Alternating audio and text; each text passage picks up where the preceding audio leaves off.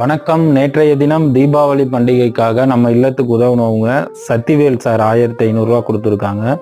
Satish sir 3000 ரூபா கொடுத்துருக்காங்க.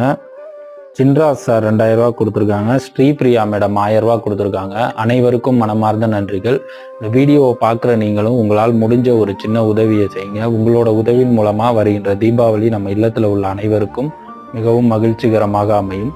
உங்களால் முடிஞ்ச பண உதவி மட்டுமில்ல, அரிசி, பருப்பு, எண்ணெய், ஸ்வீட், காரம், உங்களால் முடிஞ்ச ஒரு சின்ன உதவியை செய்யலாம். உங்களோட உதவினால நம்ம இல்லத்தில் உள்ள அனைவரும் இந்த தீபாவளியை மிகவும் மகிழ்ச்சிகரமாக கொண்டாடுவாங்க. மிக்க நன்றி.